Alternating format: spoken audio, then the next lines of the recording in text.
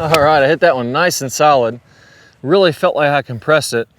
But here's the part that most players, almost every single player, gets wrong. You'll notice that when I took this divot, this is kind of a mid to longer iron, I didn't chop down into the golf ball. And a lot of times when we're trying to get that forward shaft lean, we're getting the hands in front of the club head.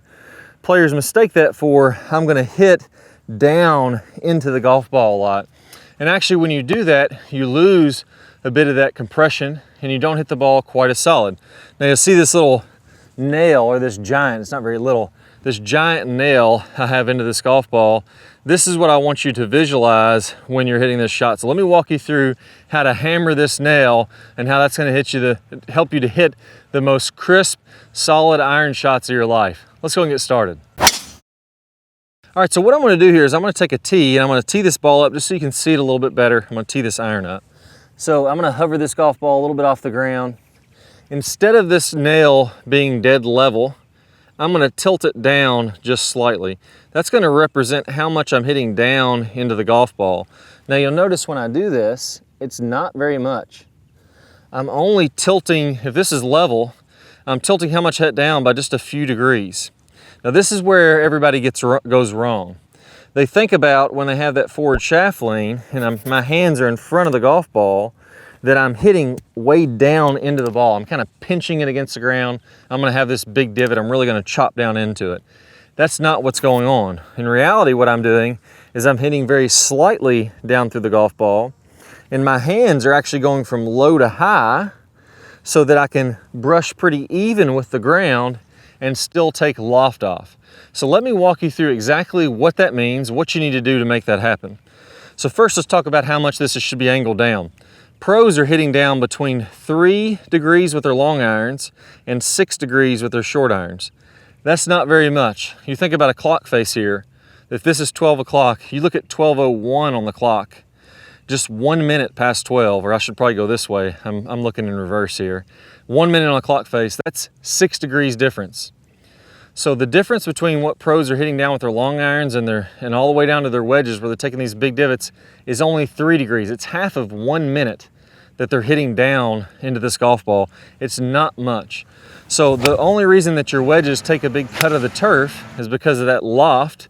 When it hits the ball, it shoots the club down in the ground and it starts to actually kick up a little bit extra turf just because of that sharp leading edge. So it's not that we're trying to lead these hands forward and hit down into it.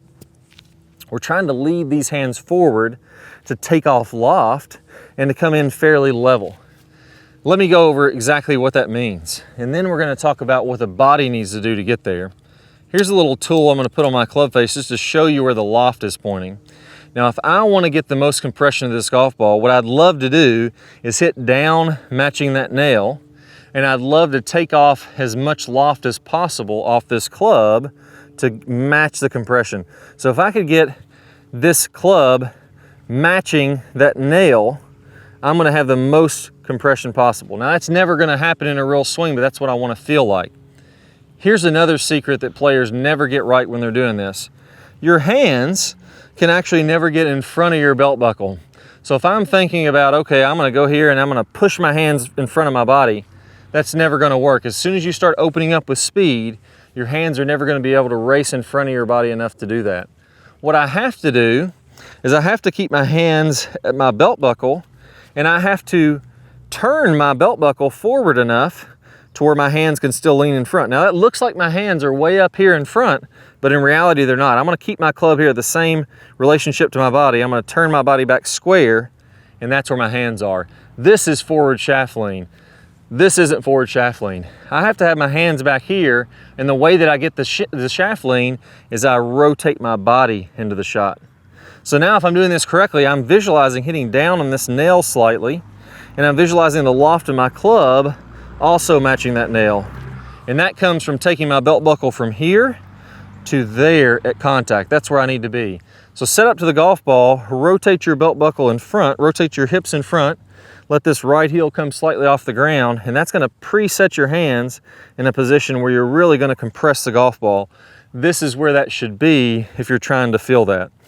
So I'm gonna take my right hand, I'm gonna angle it back a little bit, so my knuckles toward my elbow. I'm gonna take my left hand, I'm gonna bow it a little bit, and I'm gonna put both of those hands kind of in front of my right pant pocket, my right hip. Now as I rotate into contact, that's where you're really gonna compress it. So you're feeling like you're gonna hit down slightly on this golf ball, just very slight amount, and I'm feeling like my body rotates open, my hands are in front of my right hip, and that's kind of the secret to making this happen. I'm trying to match the loft on this club, or the face of this club, just as though I'm gonna hit flush with that nail head, and I'm gonna drive that nail head slightly down and forward. If I'm doing this, I'm adding loft, I'm glancing across that nail head. I'm not delivering the compression into the golf ball. It's like a glancing blow versus a solid smack. So now let's take that same feeling and let's hit a golf ball. So here, I'm gonna feel like all the momentum of my body is transferring into this ball, and I'm really compressing it. Now in a second, I'm gonna tell you the last piece of this. I've shared a lot of secrets here, but there's one more missing piece to really making this super intuitive and very easy to do.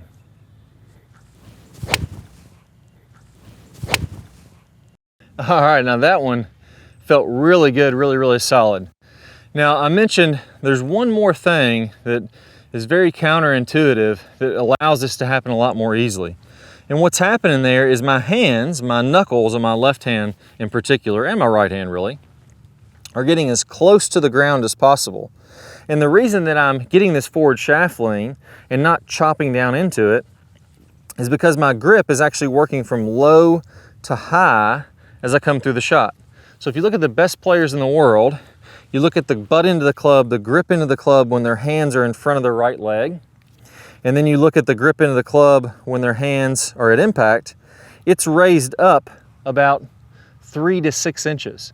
And that seems very counterintuitive. Why in the heck is that happening? Well, that's what allows the club to whip through contact and allows you to hit down just very slightly while having all this forward shaft lean. You see, if my grip stayed the same level and I release this club, I'd be burying it into the ground. So my grip actually turns up as my club hits down, and it creates kind of a flat spot.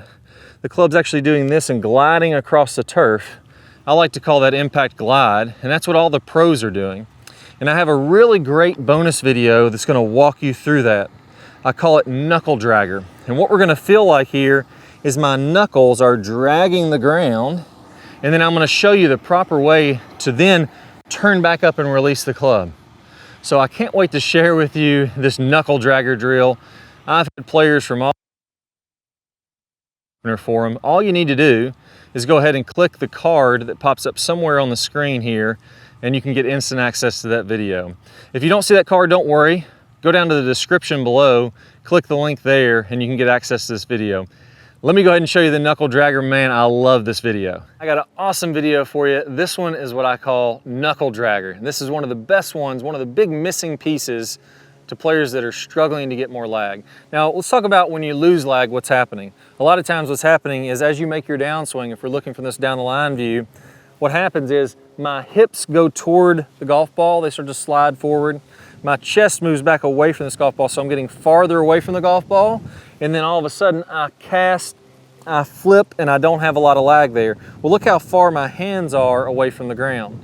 Also notice when I get my hands closer to the ground, so as my hands get lower, then what happens is they also go forward more. So as I want to have more lag, when you feel like your knuckles are dragging the ground, then that club is naturally going to lag back behind, and then you're going to release that out in front. When your hands are far away from the ground, well, if I had all that lag, where would I be swinging? I'd be swinging a foot over top of the golf ball. So you have to kind of flip, release that lag early to just make contact with the golf ball at all. So having those knuckles feeling like they're scraping the ground is really going to be a big key. Now another piece to this, again, when I talked about losing that posture, your hips go forward.